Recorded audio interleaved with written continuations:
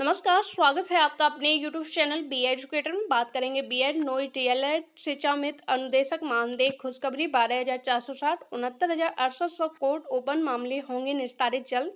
नई शिक्षक भर्ती आवेदन शुरू, इन्हीं बिंदुओं पे बात करेंगे। तो सबसे पहले हम बात करेंगे बीएड नोई डीएलएड को लेके। 7 जुलाई से आपका सुप्रीम कोर्ट और जो है हाई कोर्ट दोनों ओपन हो रहे हैं।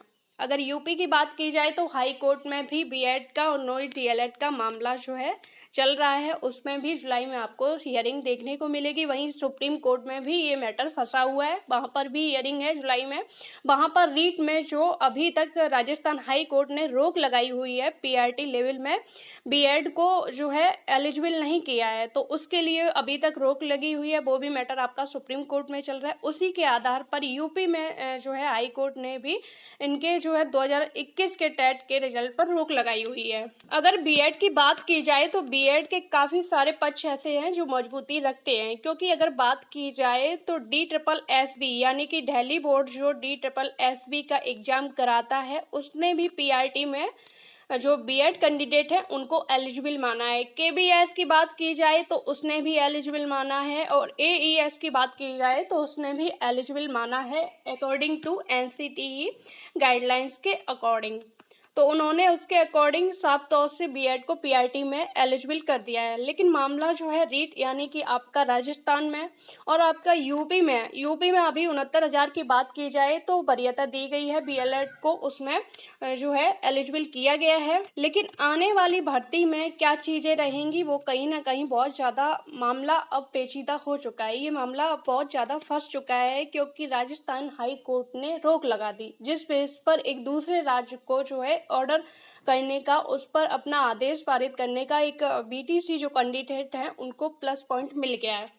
अगर बीएड की बात की जाए तो बीएड का केस काफी स्ट्रांग है, लेकिन उसके बावजूद भी बीटीसी उस पर स्टे ले चुके हैं। वो कहीं ना कहीं जो रीट का आपका ऑर्डर आया है वो उसको मजबूती दे रहा है। दूसरी चीज, स्टेट गवर्नमेंट की भी जो रोल होता है वो भी काफी महत्वपूर्ण होता है, क्योंकि वो ही नियम कहीं किसी राज्य में इसको जो है बीएड को एलिजिबल किया जा रहा है और किसी राज्य में आप देख सकते हो रोक लगाई जा रही है। राजस्थान हाई कोर्ट ने रोक लगाई है, और आप दिल्ली जो है DSSB में देख सकते हो मान्य किया गया है, केवीएस में भी मान्य किया गया है, और यूपी में भी अभी तक मान्य है।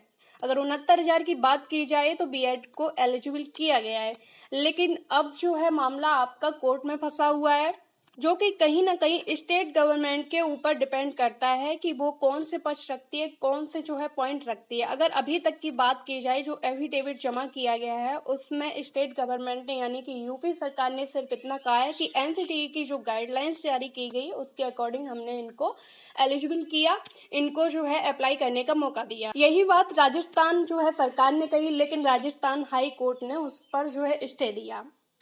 तो कहीं ना कहीं मैटर जो है बहुत ज़्यादा पेचीदा है कि अगर इस मैटर पर जो है यूपी सरकार ने कोई अपने सॉलिड प्रूफ नहीं दिए, इस मैटर का पक्ष नहीं किया, तो संभावित है कि बीएड के लिए खतरा बनेगा, और हो सकता है कि बीएड भविष्य में बार भी कर दिया जाए।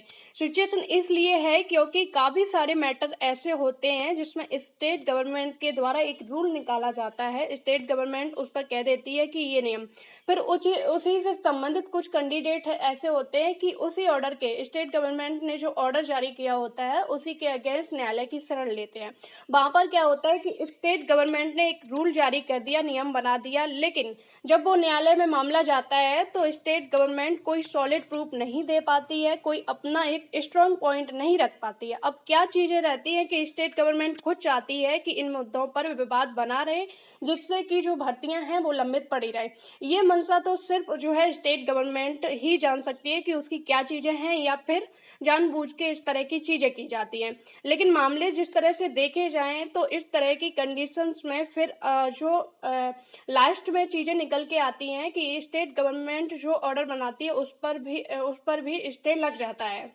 तो अगर इसको लेके बीएड कैंडिडेट ये सोच रहे हैं कि जब राज्य सरकार ने अनुमति दी है तो वो उसको रक्षण भी करेगी और हो सकता है कि शामिल किया जाए, तो आप ऐसा बिल्कुल मत सोचिए, क्योंकि ये यूपी है और काफ़ी सारी भर्तियां ऐसी हैं जिनमें राज्य सरकार के द्वारा अपने नियम बनाए जाते हैं और वहां से फिर कुछ कैंडिडेट जाते हैं और हाई कोर्ट से स्टे ले आते हैं, फिर उन नियमों का कोई भी जो है महत्व नहीं रहता है। काफ़ी सारी भर्तियां आप पिछली देख सकते हो जिसमें अगर यूपी सरकार की बात की जाए तो अपने ही नियम को उन्होंने वहां पर सही तरह से नहीं रख पाया, जिसके चलते अपने ही नियम को रद्द करवाना पड़ा उनको।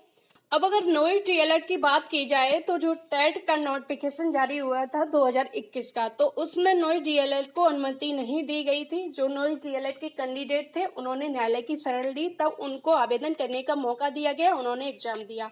अब चीज ये है कि जो ऑर्डर आया था उसके अगेंस्ट, यानी कि नोइज डीएलएड के जो कैंडिडेट हैं उनके अगेंस्ट जो आपकी राज्य सरकार है वो डबल बेंच में जा चुकी है, स्पेशल अपील दाखिल कर चुकी है। तो आप मन से समझ सकते हो कि नोइज डीएलएड के भी फेवर में राज्य सरकार नहीं है।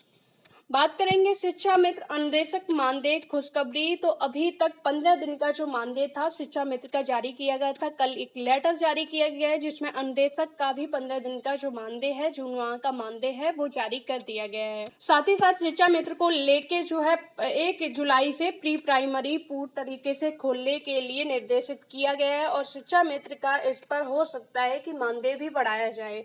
प्री प्राइमरी में अब शिक्षा मित्र जो है एक अध्यापक के तौर पर काम करेंगे, तो संभावित है कि अब इनका मानदेय जो अभी तक 10,000 था तो उसमें कुछ बढ़ोतरी की जाए। साथ ही साथ इनकी कुछ जो मांगे हैं उनको जो है जो समस्याएं हैं उनको हल किया जाए। करेंगे 12,460 69,800 कोर्ट आपके ओपन हो चुके हैं। जितने भी शिक्षा विभाग के लंबित मामले हैं उनकी जो है कुछ केसेस की लिस्ट भी जारी हो चुकी है कि कौन सी बेंच में कौन सा केस कोई किस नंबर पर सुना जाएगा। 68,000 की लिस्ट जो है जो बेंच थी वो चेंज हो चुकी, 68,000 की नहीं, 6800 का जो आरक्षण मामला है उसकी बेंच चेंज हो चुकी है। साथ ही साथ 12,460 की बात की जाए तो इसको लेके भी नेक्स्ट हियरिंग आपकी आने वाली है। नेक्स्ट वीक में इसकी हियरिंग आपको देखने को मिलेगी और जिसको लेके सरकार ने जो प्रपोजल की बात कही है, प्रपोजल इस हियरिंग पर रखना है, जिसके लिए जो कैंडिडेट है उनसे शासन स्तर पर वार्ता चल रही है कि जल्द से जल्द शासन जो सरकार ने प्रपोजल की बात की है तो इस मामले को जल्द से जल्द निस्तारित करवाया जाए और अपनी तरफ से जो भी सरकार की फॉर्मेलिटी है उनको पूरा करवा के जो है सुनवाई हियरिंग जल्द से जल्द हो सके, जिससे जो पीड़ित हैं उनके द्वारा मिला भी गया और यही आश्वासन मिला है कि नेक्स्ट हियरिंग पर हम ये मामला संज्ञान में है और नेक्स्ट हियरिंग पर संभावित है कि हियरिंग पूर्ण कराई जाए। बात करेंगे 69,000 का आंसर की मैटर भी आपका जो है 11 जुलाई के बाद, 11 जुलाई टेंटेटिव संभावित अभी तक है। 2-3 दिन में बिल्कुल डेट क्लियर हो जाएगी कि जो टेंटेटिव डेट शो हो रही है उसी पर हियरिंग होगी या फिर उससे जो है थोड़ा आगे पीछे होगी। अगर आगे बढ़ती है तो 15 तक 100% आपकी हियरिंग हो जाएगी और संभावित है कि फर्स्ट हियरिंग पर 100% ये मामला क्लियर होगा, क्योंकि डबल बेंच का जो है ऑर्डर है उस पर कोई चीज़ें आपको लंबी हियरिंग नहीं करवानी है, कोई आप क्वेश्चन लेके नहीं जा रहे हो फिर भी, और जो चीज़ें सरकार ने ग्राउंड लेके जो गई है सुप्रीम कोर्ट में, वो ग्राउंड यहाँ पर भी उसने बनाया था, उसके बावजूद भी इस पर हाई कोर्ट का ऑर्डर आपके पक्ष में रहा। तो आप खुद समझ सकते हो कि ऑर्डर जो है आपके पक्ष में है, लेकिन उस पर भी आपको थोड़ा बहुत ही सतर्कता से, क्योंकि ये मैटर आपका लास्ट स्टेज है और एक ही हियरिंग पर ये मामला जो है क्लियर होगा।